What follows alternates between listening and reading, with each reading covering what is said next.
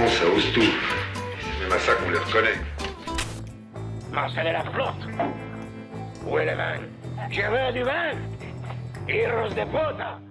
Bonjour à tous et à tous, ça fait longtemps qu'on ne s'est pas entretenu pour parler cinéma. Donc cet été on a prévu quelque chose d'un peu spécial.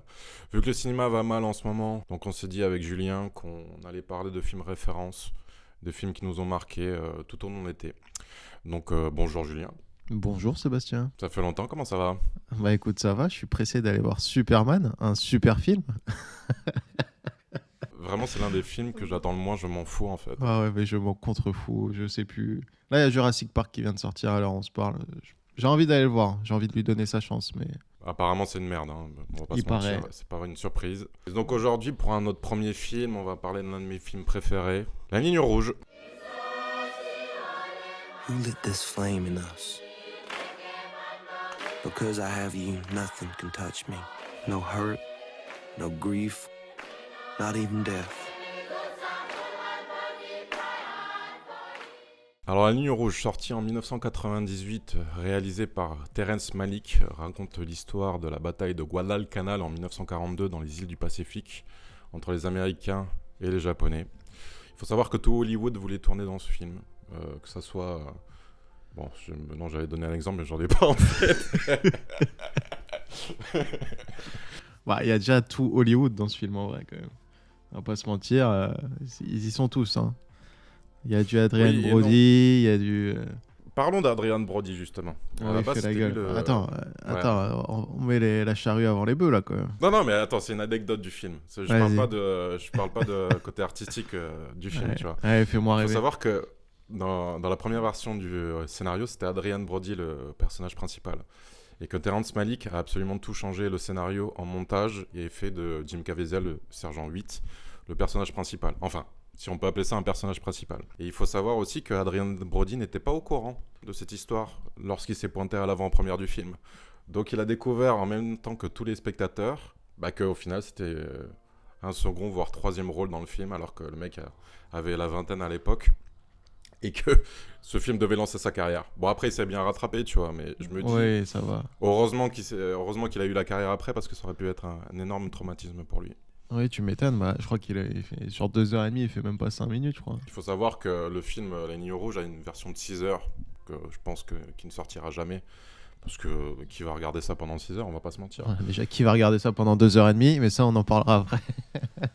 Non mais ça fait plaisir. En tout cas, je sens une pointe d'agacement sur le choix de mon film. Donc, Non, mais je pense que voilà, c'est 2025. Je suis un peu comme les jeunes maintenant. J'ai besoin que ça bouge. Mais vas-y, continuons sur ce film.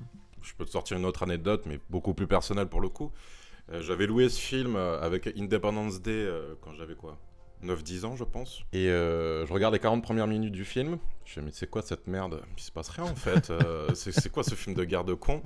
Et au final, j'ai regardé tout le week-end Independence Day en boucle. Et La Ligne Rouge, j'ai redécouvert 10 ans plus tard. Et là, il m'a beaucoup plus choqué, beaucoup plus marqué. Et révélé l'homme que je suis aujourd'hui. Non, en vrai, ça m'étonne pas, connaissant tes goûts cinématographiques.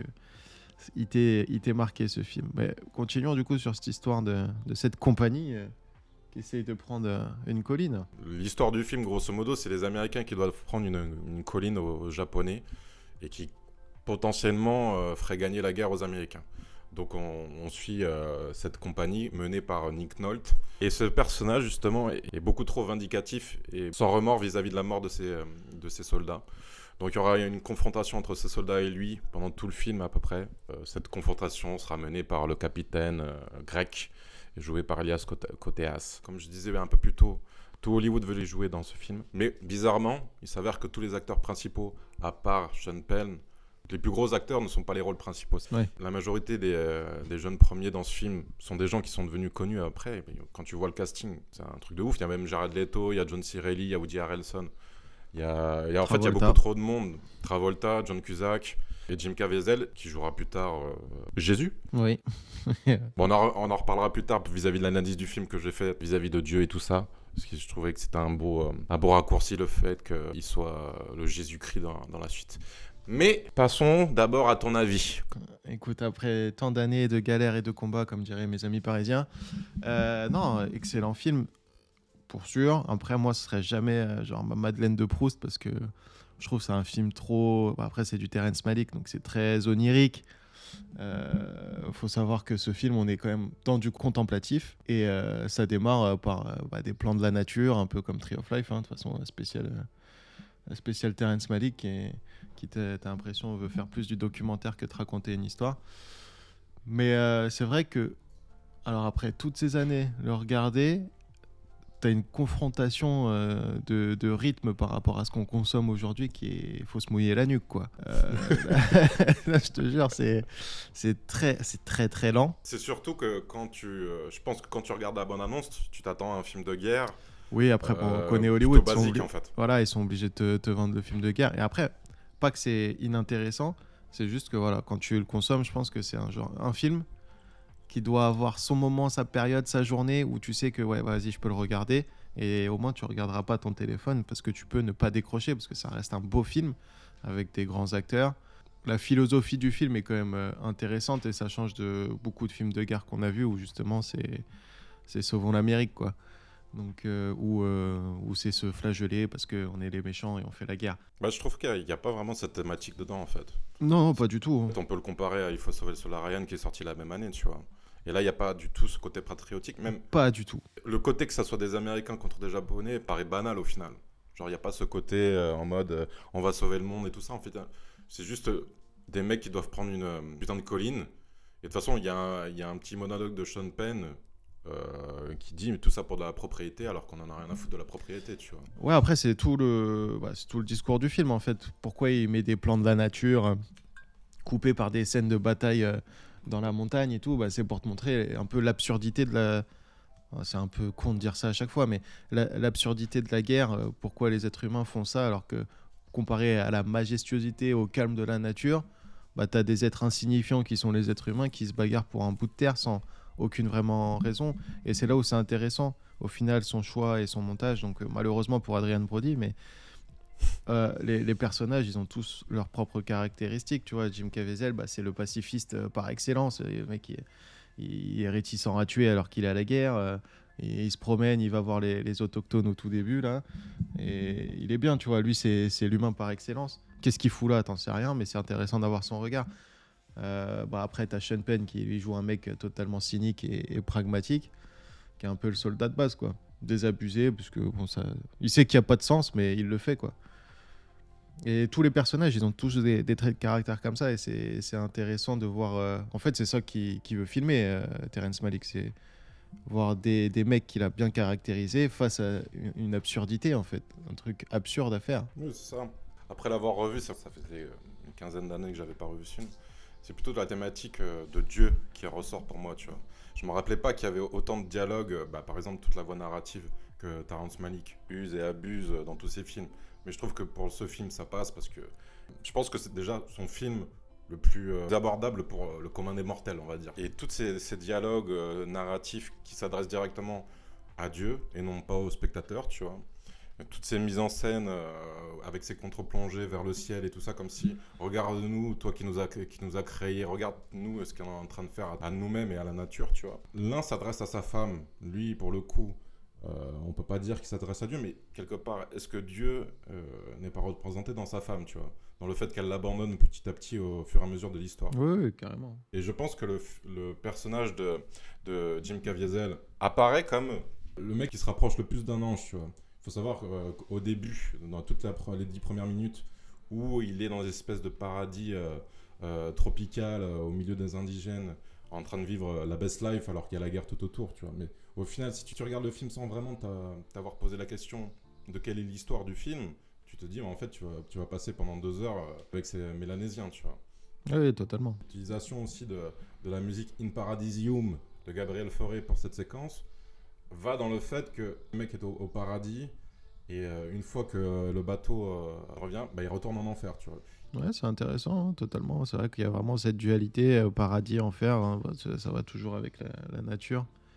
Et je trouve le film, il a quand même un assez bon équilibre dans ça. Tu vois, intellectuellement parlant, tu sens que c'est pas un film vide, c'est un film qui a quand même une vision, qui est porté par des grands acteurs. Le côté voix off, il peut être un peu rébarbatif, mais en vrai, il fonctionne bien pour l'introspection de chaque personnage et expier leurs pensées. C'est très bien, je trouve. Ça fonctionne. Tout ça fonctionne très bien. Après, pour moi, c'est un film qui vieillit dans le sens où bah, maintenant, on consomme plus ce genre de film comme ça, tu vois. Je réfléchis. Même quand Scorsese il fait Killers of the Flower Moon, qui a rien à voir, hein, mais il l'a dopé un petit peu, tu vois. Il est pas contemplatif. Il a 2-3 scènes contemplatives, mais c'est tout. Là, ce film-là, ouais, c'est de la poésie, quoi. C'est du terrain, ça. Après, qu'est-ce que tu veux? Oui, non, mais c'est ça. Même quand tu regardes la scène où on va dire où il y a le plus d'action, l'attaque du village des Japonais au milieu de la brume et tout ça. Il y a un côté très violent où il y a un face-à-face et tout ça, mais il n'y a pas du tout d'épique. Non, par contre, il met aucun dans la épique mise en scène, tu vois. Ouais, il y a pas... Ça l'intéresse pas. Bon, après, il y a le débarquement que j'ai trouvé un peu épique, mais c'est le côté un peu fourmi, tu vois, je trouve. Il y a beaucoup de figurants et tout. Cette scène est représentative du film. Ils s'attendent tous à ce qu'il y ait des explosions dans tous les sens. Au final, il n'y a personne sur la plage. Il n'y a rien, et c'est le calme plat, et bon, ça t'annonce le truc aussi. C'est des mecs qui sont jetés dans l'ignorance, parce qu'au final, même les mecs qui sont censés les informer, ils savent même pas ce qui se passe, quoi. On les envoie à l'inconnu. Là où le film vraiment commence au niveau de la mise en scène, c'est lorsque il y a la première bataille sur la colline, en fait. Et le fait d'utiliser des espèces de travelling au milieu des soldats, comme si on était nous-mêmes un soldat, nous entraîne un peu plus dans l'immersion. Et là, je trouvais ça aussi intéressant. Je trouvais déjà comment il a filmé ça. Genre une espèce de travelling au-dessus des soldats à travers la colline. Je trouvais ça incroyable. La lumière aussi, c'est pareil. La lumière, elle est naturelle et tout ça, mais il faut savoir qu'il y a quand même un travail derrière. Et là, pour le coup, il faudrait que je me renseigne sur les anecdotes de tournage, parce qu'ils ont dû attendre des heures et des heures pour tourner juste un plan par-ci par-là, tu vois. Ouais, apparemment, les journées étaient longues. Je crois qu'il est un peu sous acide, le Terrence Malick, parce que... Ouais, je vois, il a arrêté les scènes à 18h pour la lumière orange, même si la continuité en pâtissait. Il tournait, bon, ça on le sait, il fait beaucoup de lumière naturelle tout le temps, un peu comme Chloé Zhao fait maintenant. C'est le gars, il te filme une scène de guerre et puis il se dit, bah attends, faut voir la caméra, moi je vais aller voir les arbres là-bas, ils sont jolis. Et la lumière est belle, j'y vais. Allez, ciao. Ouais. Et il fait ça, tu vois. Donc le tournage devait être assez drôle. Bon, à mon avis, compliqué avec tous ces égos et tous ces comédiens. Et j'imagine même pas l'assistant réel pour tout organiser et mettre les plannings en ordre, mais ça devait être quelque chose. Je pense que quand tu t'engages dans un film avec Terrence Malick, tu t'attends à des trucs un peu inattendus sur le tournage, tu vois. Genre, j'ai l'impression que c'est un peu un fêlé. Il faut savoir que les films préférés de Terrence Malick, c'est Peur Bleue et Zoolander. Magnifique. Pour moi, je vais pas me cacher, je pense que c'est l'un de mes films préférés et ça faisait une quinzaine d'années que je l'avais pas vu. J'avais peur de m'être fait une fausse idée du film, tu vois. J'étais fasciné par le film quand j'étais jeune et le revoir en étant plus adulte et avec plus de maturité, je me suis dit, oula, ça pue tout ça. Je pense que c'est bien aussi cette série d'émissions qu'on fait cet été, parce que c'est vrai que là, on va voir que les films, sans être forcément parfaits, bon, déjà, je pense qu'on a sélectionné que des films cultes, mais ce qui est intéressant, c'est comment on l'a perçu, c'est aussi les souvenirs de quand on les a vus la première fois, tu vois. Et moi, dans la liste, je t'avais mis je crois que je l'ai enlevé après, mais genre un film qui m'a marqué, c'est tout con, mais c'est Armageddon. Mais pourquoi voilà, tu vois, c'est les souvenirs qui a été fait, que c'est un film qu'on a vu tous en famille, que j'ai trouvé super émouvant avec le père, j'étais petit, machin, voilà. Donc, de toute façon, dès qu'il y a des histoires père-fils, ça me marque. Et je pense que c'est intéressant d'apporter notre regard sur un film comme ça qui, je pense, par, on va dire, les gens qui ont la vingtaine et en dessous, c'est un film qu'ils n'ont jamais vu. C'est pas un film qui repasse souvent à la télé, même qui repasse jamais à la télé, La Ligne Rouge. Je crois que j'ai jamais vu à la télé, hein. Peut-être sur Canal à l'époque, mais... Ça a dû repasser sur... c'est RTL 9 qui passe les films, souvent comme ça, des grands films et tout, mais... Ou Arte, ouais, peut-être Arte, ouais. Mais tu vois, c'est pas un film qui... En même temps, on va caler un film de 2h30, même si on le fait maintenant. J'ai l'impression que ce film n'est pas très connu du grand public, au final. Parce que quand on parle de films de guerre et tout ça, bah, tu penses plus à « Il faut sauver le soldat Ryan ». Le truc, c'est que ça peut pas se définir juste comme un film de guerre en tant que tel. Donc, quand tu vois le film, au final, tu te dis bah, est-ce que je m'attendais à ça après avoir vu Il faut sauver le soldat Ryan ou ce genre de choses, tu vois. Oui, non, c'est sûr. Hein. C'est plus une introspection de l'être humain plutôt qu'un truc véridique sur la guerre en mode ultra réaliste comme Spielberg l'a fait, tu vois. Non, ouais, si on doit parler du film pour le donner envie de le regarder, c'est vrai que c'est un film de guerre comme ils en verront jamais ailleurs, parce que c'est vraiment comment l'être humain se sent, comme tu l'as dit, hein, totalement abandonné, mais de tout, de toute spiritualité, de tout, par le non-sens de leur action, tu vois. Et tout ça dans la nature qui est magnifique et dans ce qu'on pourrait apprécier. Bah, moi, je trouve en tout cas que le propos du film se fait en sorte aussi de cette absurdité, sans être, comment dire, c'est quoi déjà l'expression, mais sans être fleur bleue ou tu vois un truc gnangnan, tu vois, c'est pas le message, il est pas gnangnan parce que les personnages, t'as l'impression qu'ils sont réels. Après, ce film est tiré d'un roman, je crois, hein, mais tu sens que chaque personne, de 3 romans, tu sens que chaque personnage sont vraiment détaillés, quoi. Ils ont une vraie pensée, c'est pas.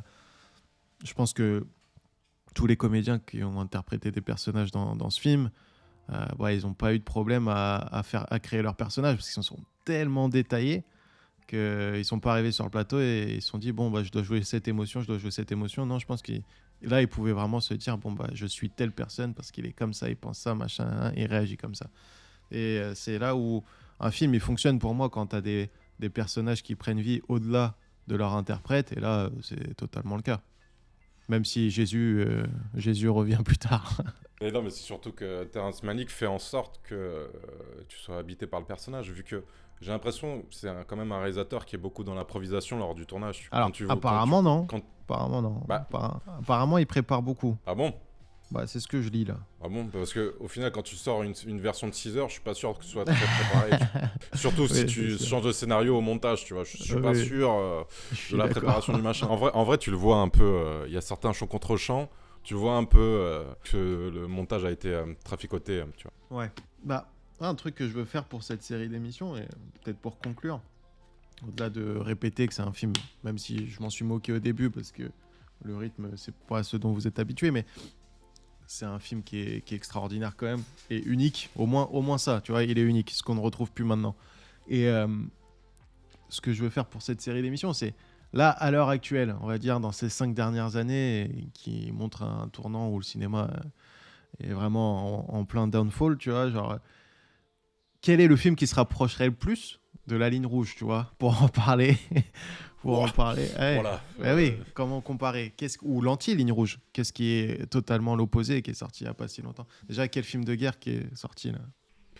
C'est compliqué, hein, parce que même j'ai envie de te dire, piège. En dehors des 5 dernières années, même dans l'histoire du cinéma, est-ce que tu as un autre film qui se rapproche un peu de la ligne rouge? Moi, j'en ai pas vraiment. Hein. Ouais, je réfléchis un peu, qu'est-ce qu'on a comme...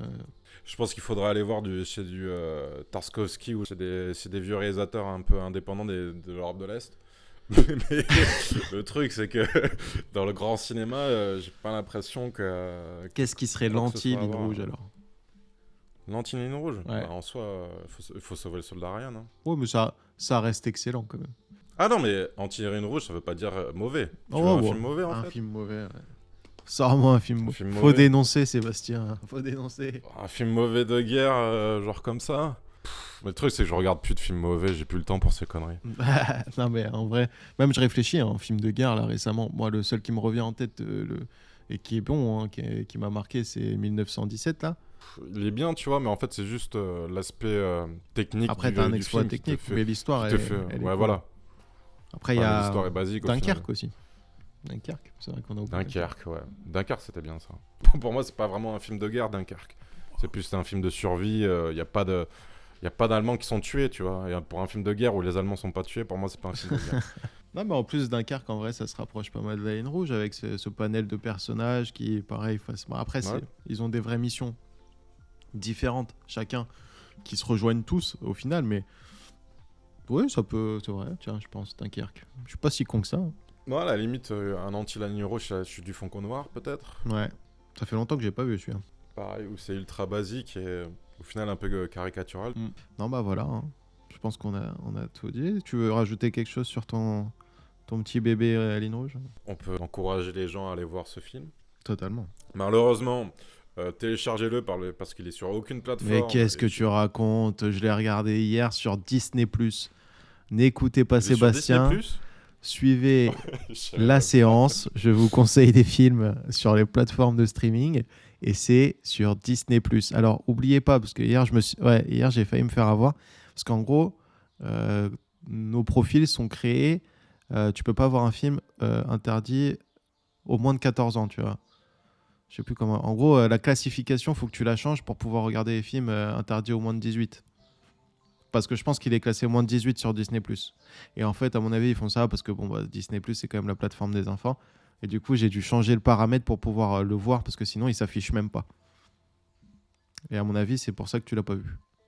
Ou peut-être parce que t'as pas Disney+. J'ai pas Disney+. Voilà. En fait, j'ai aucune plateforme. J'étais donc, sûr. C'est pour ça. Alors, n'écoutez jamais Sébastien. Moi, je paye pas pour ces escrocs.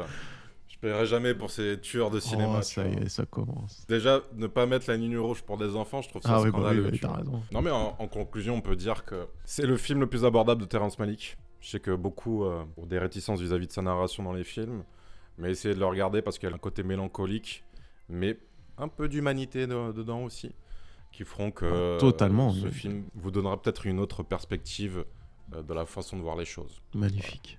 Applaudissons. Merci de nous avoir suivis pour cette première émission. On va essayer de sortir un maximum de vidéos pendant l'été. On va faire un petit summer rétro movie. Donc j'espère que vous nous suivrez. Merci Julien. Merci Sébastien. Et on se retrouve bientôt. Ciao ciao. Ciao.